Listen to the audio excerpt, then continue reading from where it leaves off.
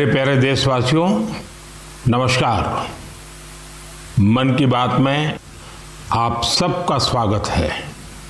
पूरे देश में इस समय त्योहारों का उल्लास है। हम सब ने कुछ दिन पहले दीपावली मनाई है और अभी बड़ी संख्या में लोग छठ पूजा में व्यस्त है। घरों में ठेकुआ बनाया जा रहा है, जगह जगह घाट सज रहे हैं, बाजारों में रौनक है। हर तरफ श्रद्धा, अपनापन और परंपरा का संगम दिख रहा है। छठ का व्रत रखने वाली महिलाएं जिस समर्पण और निष्ठा से इस पर्व की तैयारी करती हैं, वो अपने आप में बहुत प्रेरणादायक है। साथियों, छठ का महापर्व संस्कृति, प्रकृति और समाज के बीच की गहरी एकता का प्रतिबिंब है। छठ के घाटों पर समाज का हर वर्ग एक साथ खड़ा होता है। ये दृश्य भारत की सामाजिक एकता का सबसे सुंदर उदाहरण है। आप देश और दुनिया के किसी भी कोने में हो, यदि मौका मिले तो छठ उत्सव में जरूर हिस्सा लें। एक अनोखे अनुभव को खुद महसूस करें। मैं छठी मैया को नमन करता हूं। सभी देशवासियों को, विशेषकर बिहार, झारखंड और पूर्वांचल के लोगों को छठ महापर्व की शुभकामनाएं देता हूं। साथियों, त्योहारों के इस अवसर पर मैंने आप सभी के नाम एक पत्र लिखकर अपनी भावनाएं साझा की थी। मैंने चिट्ठी में देश की उन उपलब्धियों के बारे में बताया था जिससे इस बार त्योहारों की रौनक पहले से ज्यादा हो गई है।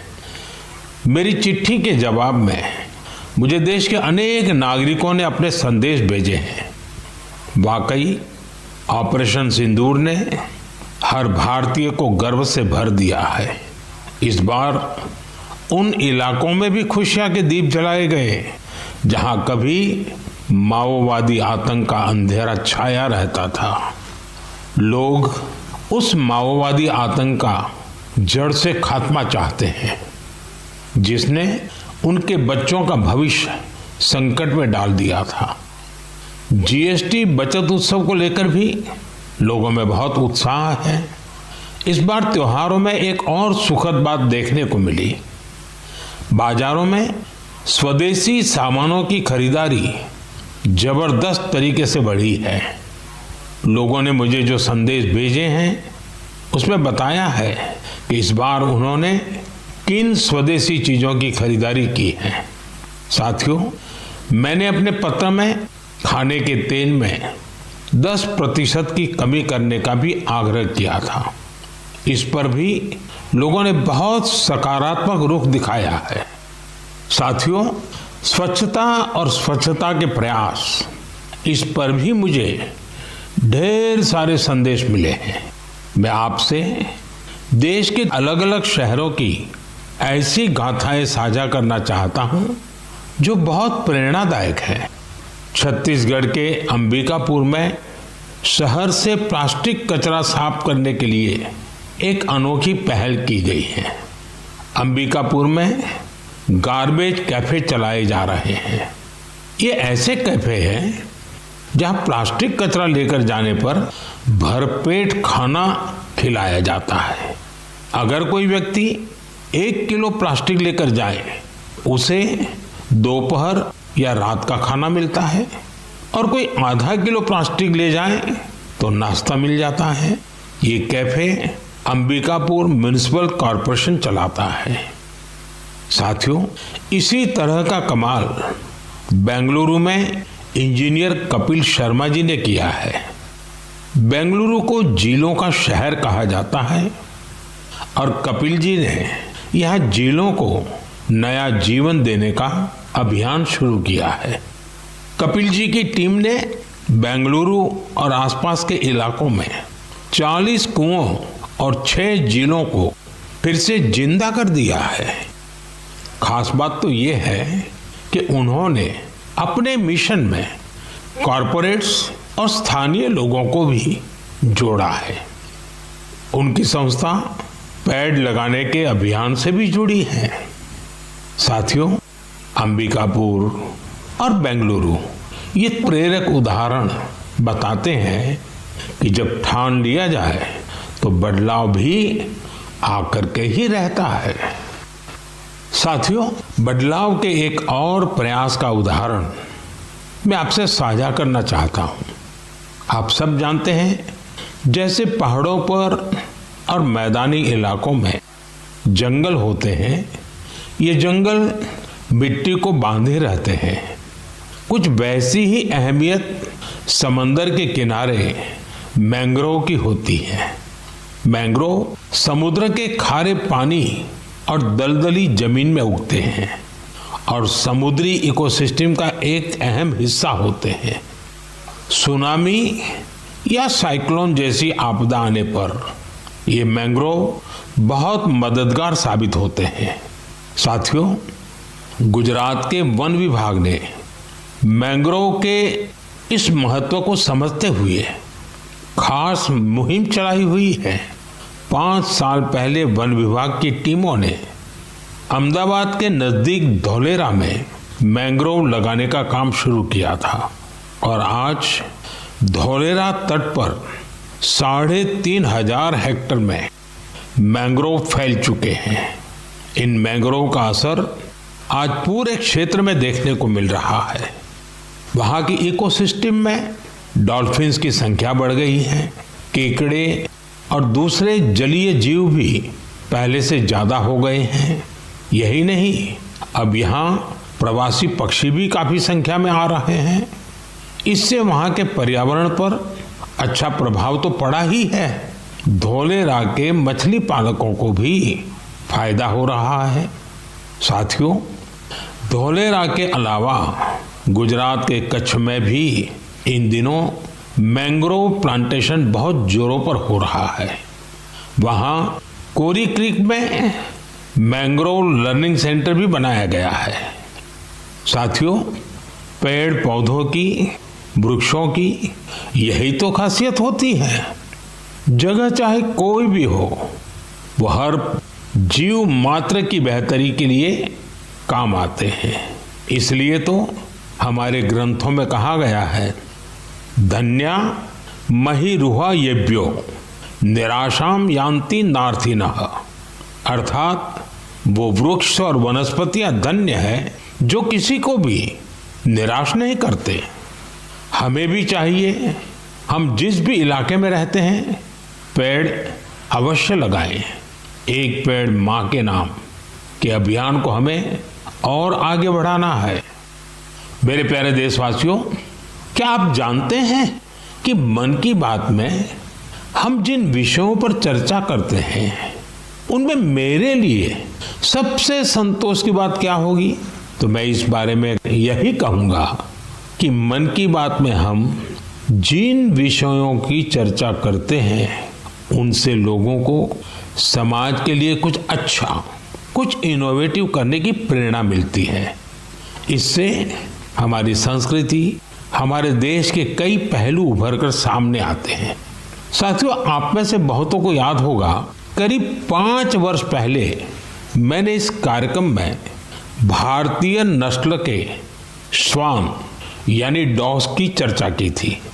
मैंने देशवासियों के साथ ही अपने सुरक्षा बलों से आग्रह किया था कि वे भारतीय नस्ल के डॉग्स को अपनाएं, क्योंकि वो हमारे परिवेश और परिस्थितियों के अनुरूप ज़्यादा आसानी से ढल जाते हैं। मुझे ये बताते हुए खुशी हो रही है कि हमारी सुरक्षा एजेंसियों ने इस दिशा में काफ़ी सराहनीय प्रयास किए हैं।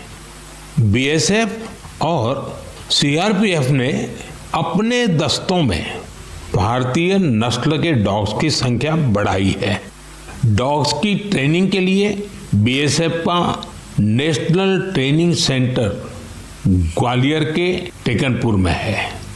यहाँ उत्तर प्रदेश के रामपुर हाउंड कर्नाटका और महाराष्ट्र के मुधोल हाउंड, इस पर विशेष रूप से फोकस किया जा रहा है। इस सेंटर पर ट्रेनर्स टेक्नोलॉजी और इनोवेशन की मदद से श्वानों को बेहतर तरीके से ट्रेन कर रहे हैं। भारतीय नस्ल वाले डॉग्स के लिए ट्रेनिंग मैनुअल्स को फिर से लिखा गया है ताकि उनके यूनिक स्ट्रेंथ्स को सामने लाया जा सके। बेंगलुरु में सीआरपीएफ के dog breeding and training school में मॉन्ग्रेल्स, मुधोल हाउंड, कोम्बाई और पांडिकोना जैसे भारतीय श्वानों को ट्रेन किया जा रहा है। साथियों, पिछले वर्ष लखनऊ में all India police duty meet का आयोजन हुआ था। उस समय रिया नाम की श्वान ने लोगों का ध्यान अपनी ओर खींचा था। ये एक मुधोल हाउंड है जिसे बीएसएफ ने ट्रेन किया है। रिया ने यहाँ कई फॉरेन ब्रीड्स को पछाड़ते हुए पहला पुरस्कार जीता। साथियों, अब बीएसएफ ने अपने डॉग्स को विदेशी नामों के बजाय भारतीय नाम देने की परंपरा शुरू की है। हमारे यहाँ के देशी श्वान ने अद्भुत साहस भी दिखाया है। पिछले वर्ष छत्तीसगढ़ के माओवाद से प्रभावित रहे क्षेत्र में गश्त के दौरान सीआरपीएफ के एक देशी श्वान ने 8 किलोग्राम विस्फोटक का पता लगाया था। बीएसएफ और सीआरपीएफ ने इस दिशा में जो प्रयास किए हैं उसके लिए मैं उन्हें बधाई देता हूं। वैसे मुझे 31 अक्टूबर का भी इंतजार है। यह लौह पुरुष सरदार पटेल की जयंती का दिन है। इस अवसर पर हर वर्ष गुजरात के एकता नगर में स्टैच्यू ऑफ यूनिटी के समीप विशेष समारोह आयोजित किए जाते हैं। यहीं पर एकता दिवस परेड भी होती है और इस परेड में फिर से भारतीय श्वानों के सामर्थ्य का प्रदर्शन होगा। आप भी मौका निकालकर इसे जरूर देखिएगा।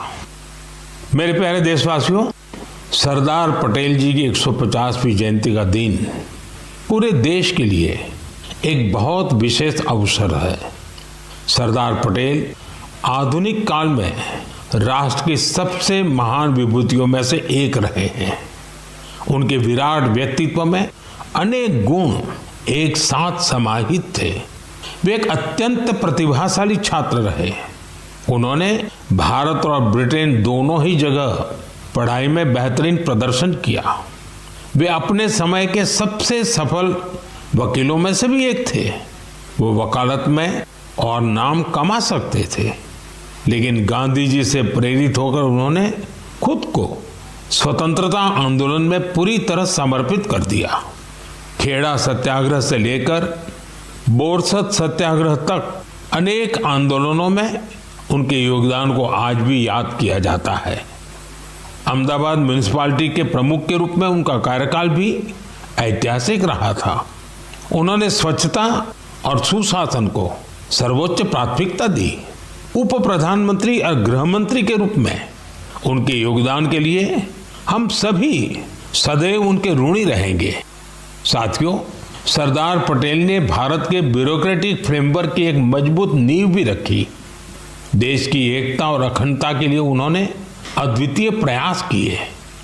मेरा आप सबसे आग्रह है, 31 अक्टूबर को सरदार साहब की जयंती देश भर में होने वाली रन फॉर यूनिटी में आप भी जरूर शामिल हो, और अकेले नहीं, सबको साथ लेकर के शामिल हो।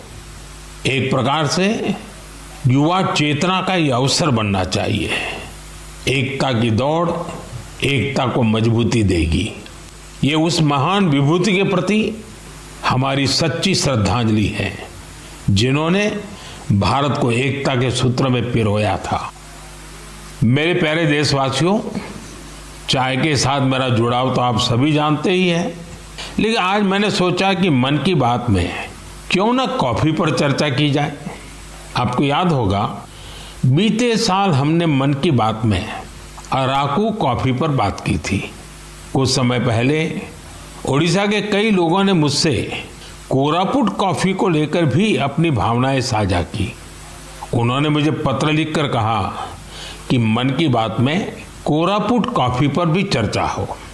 साथियों, मुझे बताया गया है कि कोरापुट कॉफी का स्वाद गजब होता है। और इतना ही नहीं, स्वाद तो स्वाद, कॉफी की खेती भी लोगों को फायदा पहुंचा रही है। कोरापुट में कुछ लोग ऐसे भी हैं जो अपने पैशन की वजह से कॉफी की खेती कर रहे हैं। कॉरपोरेट वर्ल्ड में अच्छी खासी नौकरी करते थे, लेकिन वो कॉफी को इतना पसंद करते हैं कि इस फील्ड में आ गए और अब सफलता से इसमें काम कर रहे हैं। ऐसी कई महिलाएं भी हैं जिनके जीवन में कॉफी से सुखद बदलाव हुआ है। कॉफी से उन्हें सम्मान और समृद्धि दोनों हासिल हुई है।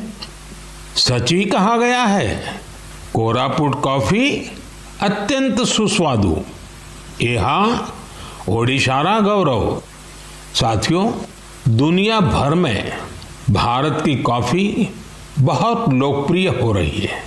चाहे कर्नाटका में चिकमंगलूर, कुर्ग और हासन हो, तमिलनाडु में पुलनी, शेवरॉय, नीलगिरी और अन्नामलाई के इलाके हो, कर्नाटका तमिलनाडु सीमा पर बिलीगिरी क्षेत्र हो, या फिर केरला में वायनाड, त्रावणकोर और मालाबार के इलाके, भारत की कॉफी की डाइवर्सिटी देखते ही बनती है। मुझे बताया गया है कि हमारा नॉर्थ ईस्ट भी कॉफी कल्टीवेशन में आगे बढ़ रहा है। इससे भारतीय कॉफी की पहचान दुनिया भर में और मजबूत हो रही है।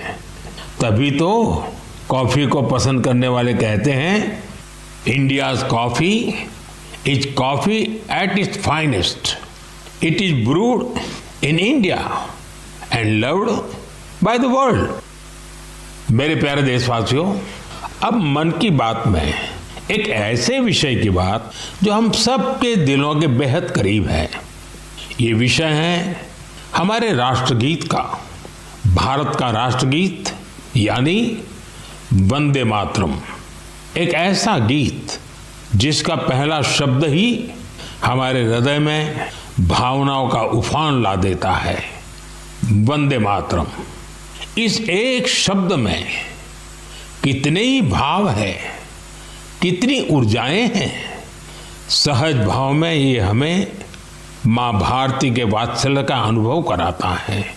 यही हमें माँ भारती की संतानों के रूप में अपने दायित्वों का बोध कराता है। अगर कठिनाई का समय होता है तो वंदे मातरम का उद्घोष 140 करोड़ भारतीयों को एकता की ऊर्जा से भर देता है। साथियों, राष्ट्रभक्ति, माँ भारती से प्रेम, ये अगर शब्दों से परे की भावना है तो वंदे मातरम उस अमूर्त भावना को साकार स्वर देने वाला गीत है। इसकी रचना बंकिम चंद्र चट्टोपाध्याय जी ने सदियों की गुलामी से शिथिल हो चुके भारत में नए प्राण फूंकने के लिए की थी। वंदे मातरम भले ही 19वीं शताब्दी में लिखा गया था, लेकिन इसकी भावना भारत की हजारों वर्ष पुरानी अमर चेतना से जुड़ी थी।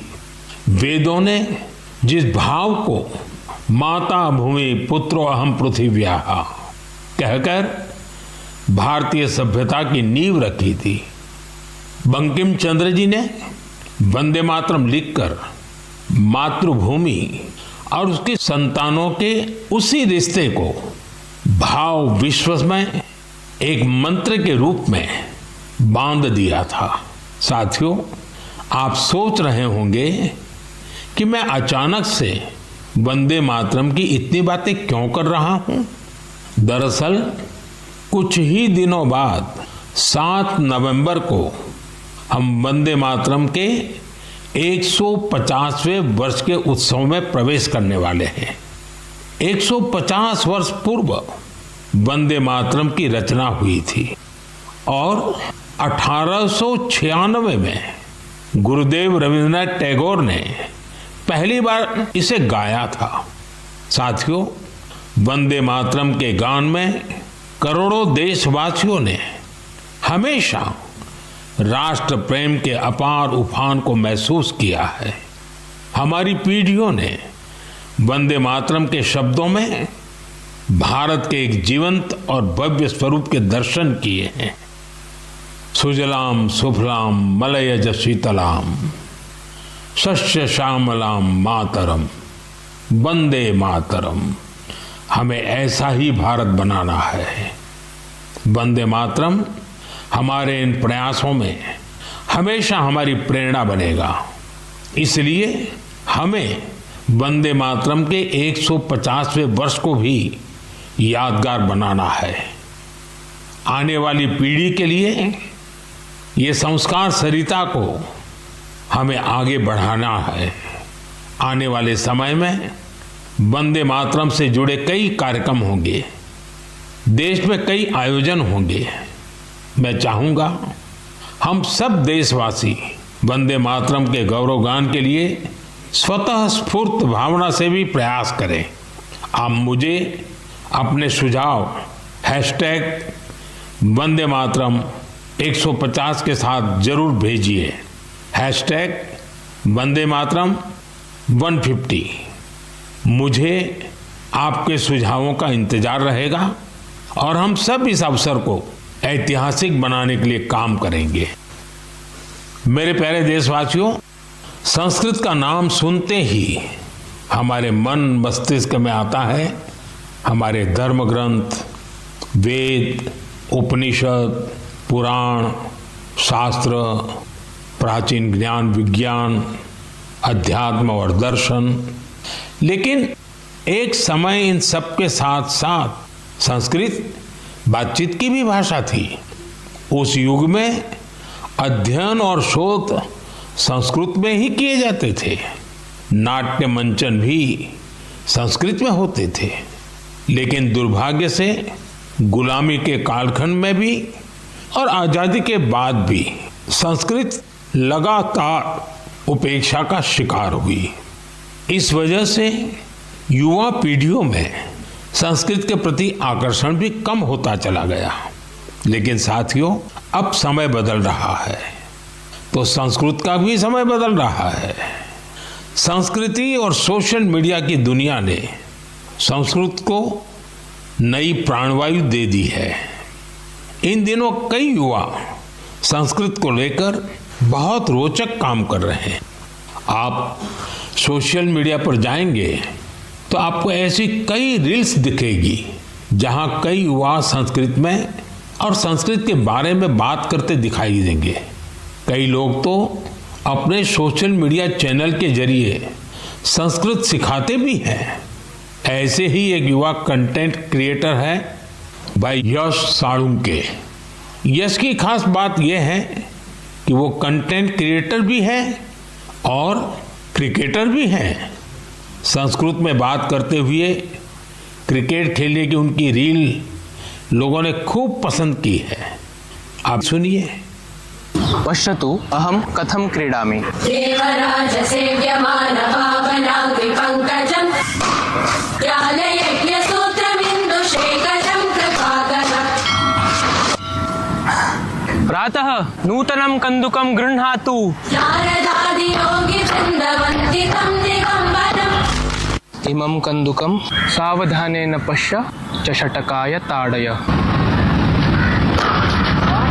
आशिकापुराधिनाथ कालभैरवं भजे, कालभैरवं भजे। साथियों, कमला और जानवी इन दो बहनों का काम भी शानदार है। ये दोनों बहनें अध्यात्म, दर्शन और संगीत पर कंटेंट बनाती हैं। इंस्टाग्राम पर एक और युवा का चैनल है संस्कृत छात्रो अहम। इस चैनल को चलाने वाले युवा साथी संस्कृत से जुड़ी जानकारियां तो देते ही हैं, वो संस्कृत में हास परिहास के वीडियो भी बनाते हैं। युवा संस्कृत में ये वीडियो भी खूब पसंद करते हैं। आप में से कई साथियों ने समष्टि के वीडियोज भी देखे होंगे। समष्टि संस्कृत में अपने गानों को अलग अलग तरह से प्रस्तुत करती है। एक और युवा है भावेश भीमनाथनी। भावेश संस्कृत श्लोकों, आध्यात्मिक दर्शन और सिद्धांतों के बारे में बात करते हैं। साथियों, भाषा किसी भी सभ्यता के मूल्यों और परंपराओं की वाहक होती है। संस्कृत ने ये कर्तव्य हजारों वर्ष तक निभाया है। ये देखना सुखद है कि अब संस्कृत के लिए भी कुछ युवा अपना कर्तव्य निभा रहे हैं। मेरे प्यारे देशवासियों, अब मैं आपको जरा फ्लैशबैक में लेकर चलूंगा। आप कल्पना करिए 20वीं सदी का शुरुआती कालखंड। तब दूर दूर तक आजादी की कहीं कोई उम्मीद नजर नहीं आ रही थी। पूरे भारत में अंग्रेजों ने शोषण की सारी सीमाएं लांघ दी थी और उस दौर में हैदराबाद के देशभक्त लोगों के लिए दमन का दौर और भी भयावह था। वे क्रूर और निर्दयी निजाम के अत्याचारों को भी झेलने को मजबूर थे। गरीबों, वंचितों और आदिवासी समुदायों पर तो अत्याचार की कोई सीमा ही नहीं थी। उनकी जमीनें छीन ली जाती थी, साथ ही भारी टैक्स भी लगाया जाता था। अगर वे इस अन्याय का विरोध करते तो उनके हाथ तक काट दिए जाते थे। साथियों, ऐसे कठिन समय में करीब 20 साल का एक नौजवान इस अन्याय के खिलाफ खड़ा हुआ था। आज एक खास वजह से मैं उस नौजवान की चर्चा कर रहा हूं। उसका नाम बताने से पहले मैं उसकी वीरता की बात आपको बताऊंगा। साथियों, उस दौर में जब निजाम के खिलाफ एक शब्द बोलना भी गुनाह था, उस नौजवान ने सिद्दीकी नाम के निजाम के एक अधिकारी को खुली चुनौती दे दी थी। निजाम ने सिद्दीकी को किसानों की फसलें जब्त करने के लिए भेजा था, लेकिन अत्याचार के खिलाफ इस संघर्ष में उस नौजवान ने सिद्दीकी को मौत के घाट उतार दिया। वो गिरफ्तारी से बच निकलने में भी कामयाब रहा। निजाम की अत्याचारी पुलिस से बचते हुए वो नौजवान वहां से सैकड़ों किलोमीटर दूर असम जा पहुंचा। साथियों, मैं जिस महान विभूति की चर्चा कर रहा हूं उनका नाम है कोमरम भीम। अभी 22 अक्टूबर को ही उनकी जन्म जयंती मनाई है।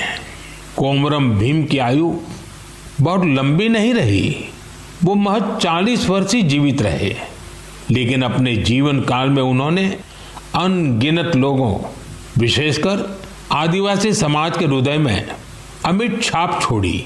उन्होंने निजाम के खिलाफ संघर्ष कर रहे लोगों में नई ताकत भरी। वे अपने रणनीतिक कौशल के लिए भी जाने जाते थे। निजाम की सत्ता के लिए वे बहुत बड़ी चुनौती बन गए थे। 1940 में निजाम के लोगों ने उनकी हत्या कर दी थी। युवाओं से मेरा आग्रह है कि वे उनके बारे में अधिक से अधिक जानने का प्रयास करें। कोमरम भीम की ना विनम्र निवाली आयन प्रजल हृदयालो एप्पटिकी नीलीची वंटारू। साथियों, अगले महीने की 15 तारीख को हम जनजातीय गौरव दिवस मनाएंगे। यह भगवान बिरसा मुंडा जी की जयंती का सुअवसर है। मैं भगवान बिरसा मुंडा जी को श्रद्धापूर्वक नमन करता हूँ। देश की आज़ादी के लिए, आदिवासी समुदाय के अधिकारों के लिए उन्होंने जो काम किया वो अतुलनीय है। मेरे लिए ये सौभाग्य की बात है कि मुझे झारखंड में भगवान बिरसा मुंडा जी के गांव उलीहातू जाने का अवसर मिला था। मैंने वहां की माटी को माथे पर लगाकर प्रणाम किया था। भगवान बिरसा मुंडा जी और कोमाराम भीम जी की तरह ही हमारे आदिवासी समुदायों में कई और विभूतियां हुई हैं। मेरा आग्रह है कि आप उनके बारे में अवश्य पढ़ें। मेरे प्यारे देशवासियों, मन की बात के लिए मुझे आपके भेजे हुए ढेरों संदेश मिलते हैं। कई लोग इन संदेशों में अपने आसपास के प्रतिभाशाली लोगों के बारे में चर्चा करते हैं। मुझे पढ़कर बहुत खुशी होती है कि हमारे छोटे शहरों कस्बों, गांवों में भी इनोवेटिव आइडियाज पर काम हो रहे हैं। अगर आप ऐसे व्यक्ति या समूहों को जानते हैं जो सेवा की भावना से समाज को बदलने में जुटे हैं तो मुझे जरूर बताइए। मुझे आपके संदेशों का हमेशा की तरह इंतजार रहेगा। अगले महीने हम मन की बात के एक और एपिसोड में मिलेंगे, कुछ नए विषयों के साथ मिलेंगे।